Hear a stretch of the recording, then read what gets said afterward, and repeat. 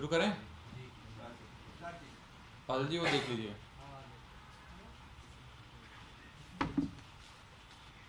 आप सभी का आम आदमी पार्टी की आज की इस महत्वपूर्ण प्रेस वार्ता में बहुत बहुत स्वागत।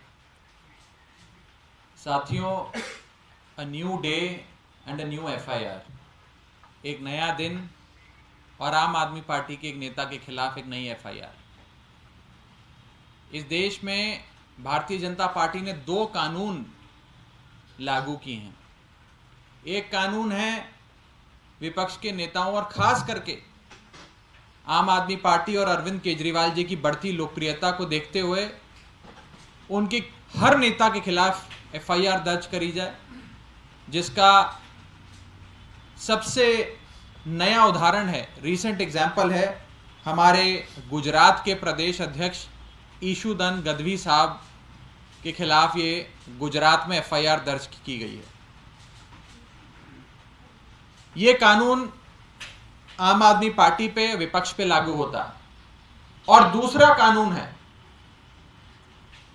जो भारतीय जनता पार्टी लागू करके अपनी पार्टी के और अपने साथियों को बचाने के लिए लागू करती है। जो चाहे बड़ा सा बड़ा जुर्म कर दे, बड़ी से बड़ी दुष्कर्म कर दें, उन पर एफआईआर दर्ज नहीं होती है। जिसका सबसे रीसेंट एग्जाम्पल है देश के कई खिलाड़ी, रेसलर्स, जो आज दिल्ली की सड़कों पर बैठकर, जंतर मंतर पर बैठकर इंसाफ की गुहार लगा रहे हैं और भारतीय जनता पार्टी के एक नेता के खिलाफ एफआईआर की मांग कर रहे हैं।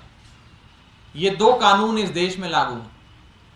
एक तरफ हमारे नेता ईशुदन गढ़वी जी, गुजरात के आम आदमी पार्टी के इकाई के अध्यक्ष, एक छोटा सा राजनीतिक कटाक्ष करते हुए एक पॉलिटिकल ट्वीट डालते हैं।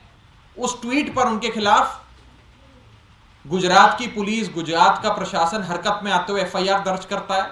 और दूसरी तरफ एक अलेज्ड हैरेसमेंट के केस में, जिसको लेकर भारत का दुनिया में नाम और भारत का झंडा दुनिया में बुलंद करने वाले, बड़े से बड़े मेडल लाने वाले हमारे खिलाड़ी आज धरने पर बैठे हैं कि भाजपा के एक नेता के खिलाफ एफआईआर दर्ज हो जाए, लेकिन एफआईआर भाजपा दर्ज नहीं करती। कोर्ट को, सुप्रीम कोर्ट को हस्तक्षेप कर कहना पड़ता है कि एफआईआर दर्ज करी जाए। ये 2 कानून इस देश में आज लागू। भारतीय जनता पार्टी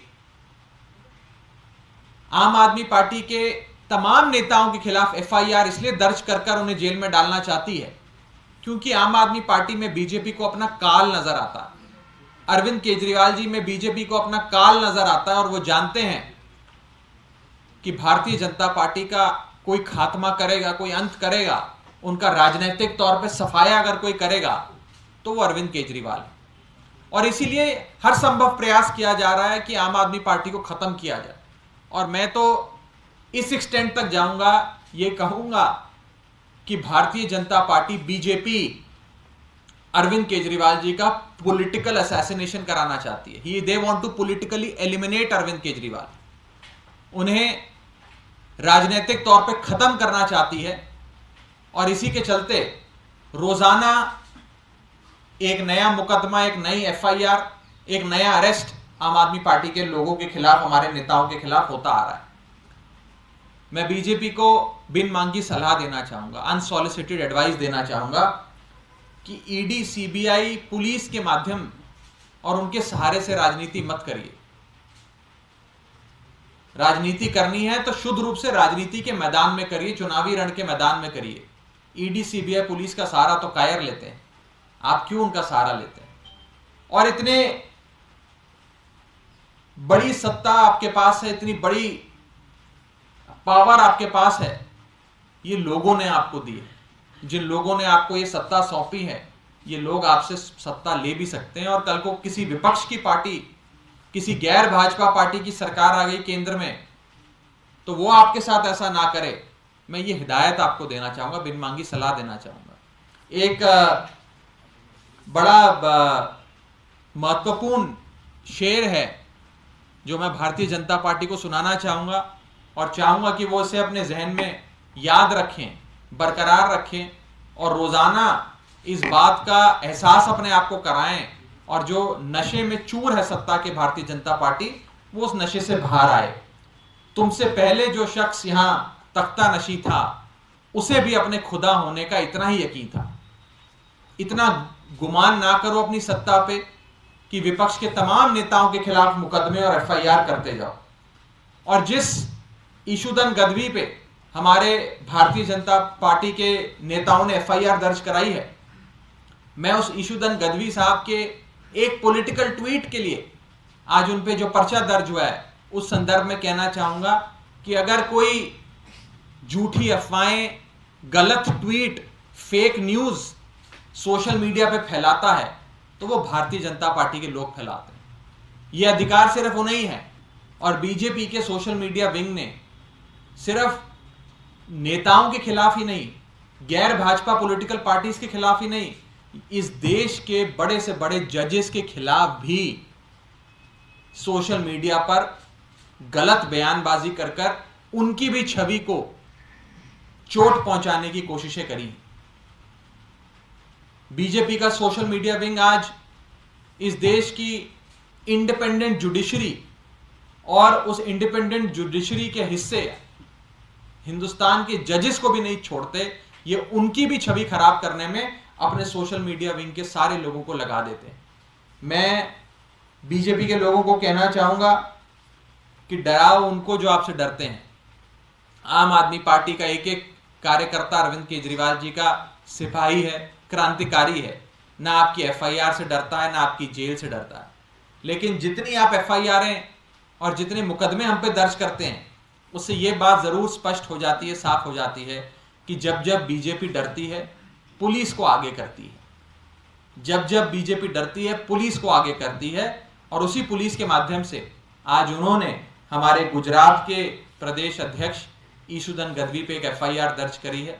हम इस एफआईआर की निंदा करते हैं, कठोर से कठोर निंदा करते हैं और बीजेपी को कहते हैं कि आम आदमी पार्टी का भले ही 13% वोट शेयर, 5 सीटें आई, हमने आपके गढ़ के गढ़ में सेंध मारी।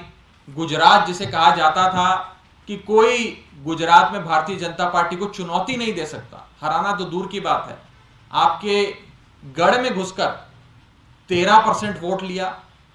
अपने डेब्यू में पहली बार हम चुनाव के मैदान में गुजरात में उतरे और 5 सीटें लाए।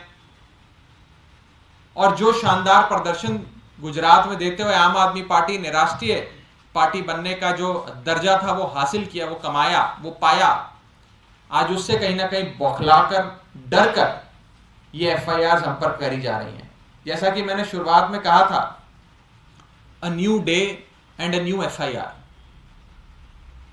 ये शीर्षक है जो मुझे लगता है कि इस समय जो आम आदमी पार्टी के खिलाफ भारतीय जनता पार्टी ने जंग छेड़ी हुई है, उसको एक प्रकार से संदर्भ में डालता है। ये रोजाना एक नई मुकदमा, एक नया एफआईआर बीजेपी के लोग करते हैं। और बदला किस चीज का ले रहे हैं?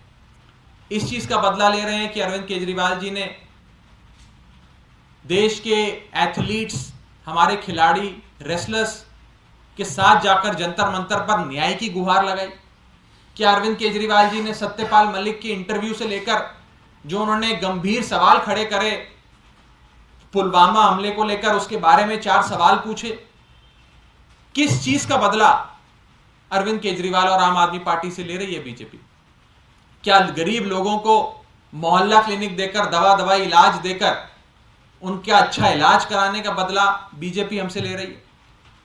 क्या आलीशान वर्ल्ड क्लास स्कूल बनाकर दिल्ली के 18 लाख स्कूल जाने वाले बच्चों का भविष्य बदलने का काम जो अरविंद केजरीवाल जी और मनीष सिसोदिया जी ने किया, उसका बदला बीजेपी हमसे ले रही? ये कुछ सवाल हैं जो मैं चाहूंगा जिसका जवाब भारतीय जनता पार्टी दे। और मैं सीधे तौर पर यही कहना चाहूंगा कि ये आज के इस दौर का दुर्भाग्य है कि दो कानून इस देश में लागू हैं।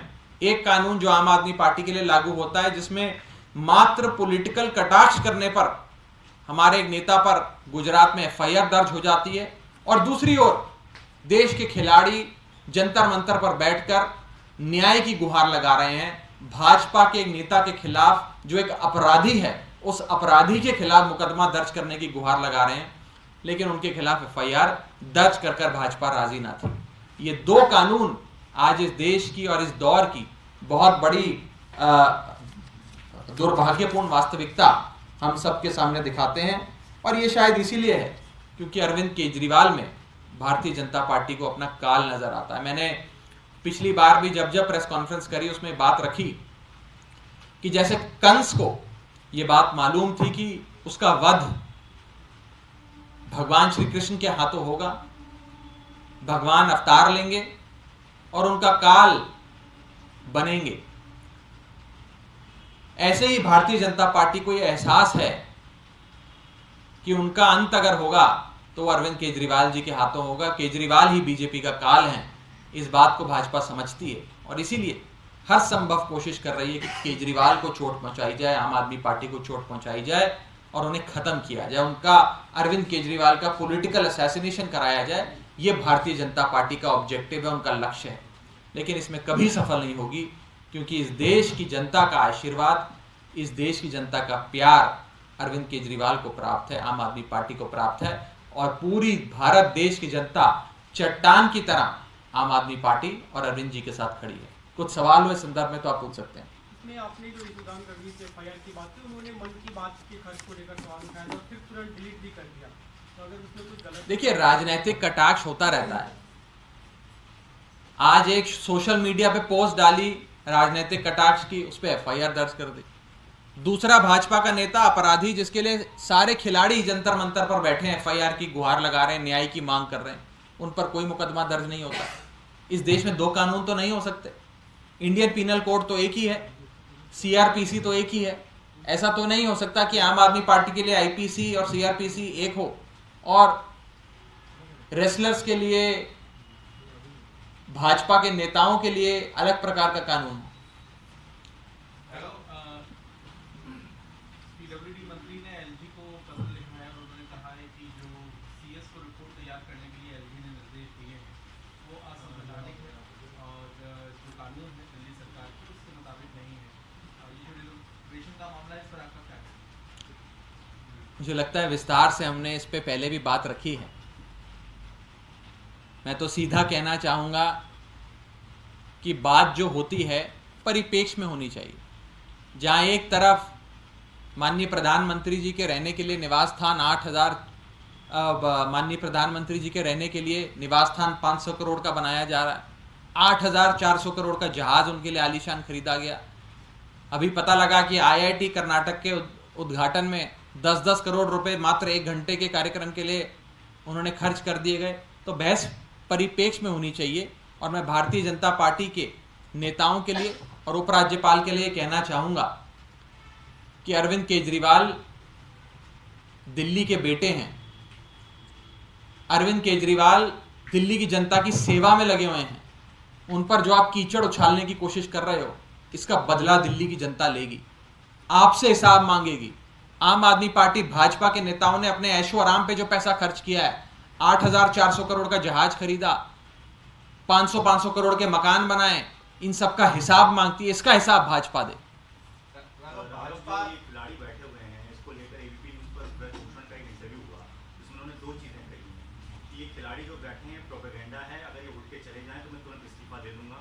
दूसरी बात कि राजनीतिक पार्टियां इसका राजनीतिक फायदा उठा रही हैं, मैं बिल्कुल निर्दोष हूँ, मेरे को कोई आरोप सिद्ध नहीं हो सकता ना होगा। इसको आम आदमी पार्टी किस नजरिए से देख रही है? क्या ब्रजभूषण सही है या गलत है, या जांच किस तरीके से चल रही है, उस पर आपका क्या कहना है? हमारी पार्टी के सबसे बड़े नेता, आम आदमी पार्टी के राष्ट्रीय संयोजक ने जंतर मंतर पर जाकर खिलाड़ियों के साथ कंधे से कंधा मिलाकर न्याय की मांग करी है। जांच हो, एफआईआर दर्ज हो, इन्वेस्टिगेशन कैरी आउट हो और सच का सच सामने आए, दूध का दूध पानी का पानी हो, ये मांग रखी।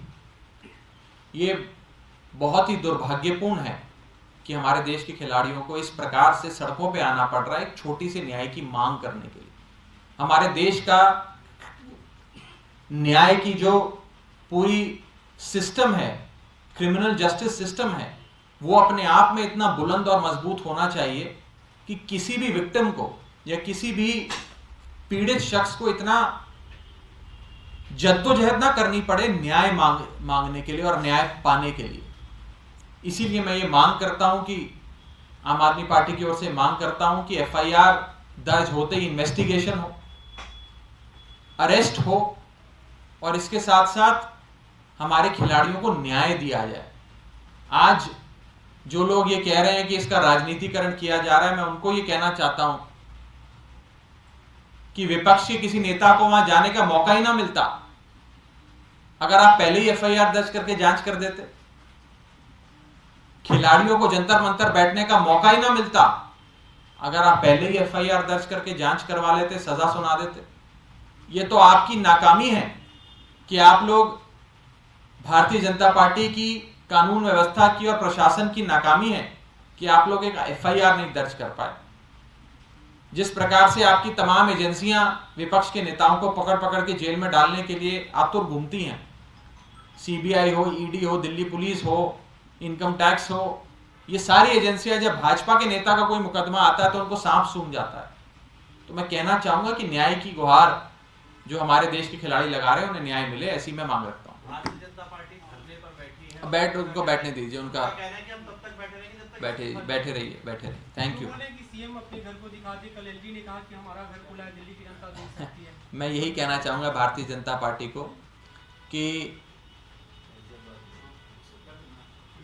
इस देश में, इस देश की जनता भारतीय जनता पार्टी के सबसे बड़े नेता माननीय प्रधानमंत्री जी के घर पे जितना पैसा खर्च हुआ उसका हिसाब मांगती है। 8,400 करोड़ का जो जहाज खरीदा गया उसका हिसाब मांगती है। जिस प्रकार से एक दिन के आईआईटी कर्नाटका में जो आईआईटी का उद्घाटन हुआ उसके 1 घंटे के कार्यक्रम पे 10 करोड़ रुपए खर्च हुए, उसका इंसाफ मांगती है, उसका हिसाब मांगती है। भारतीय जनता पार्टी पहले इसका इंसाफ दे, फिर इस विषय पर चर्चा करें। आम आदमी पार्टी ने आरोप लगाया था कि एलजी के घर में रिनोवेशन 15 करोड़ खर्च हुआ था। उन्होंने आरोप को खारिज किया, कह रहा मेरा घर खुला, आके देख लीजिए। आप जाइए, आप गए देख कर आइए। आप भी गए? अरे आप जाइए, देख कर आइए। आप इन्वेस्टिगेटिव जर्नलिज्म करते हैं, आज जाइए, अभी जाइए, देखते हैं आपके लिए दरवाजा खोलते हैं नहीं खोलते हैं एलजी साहब, अभी जाइए। अगर आपको वहां एंट्री मिल जाती है तो मुझे बताइएगा, मैं भी पीछे पीछे आ जाऊंगा।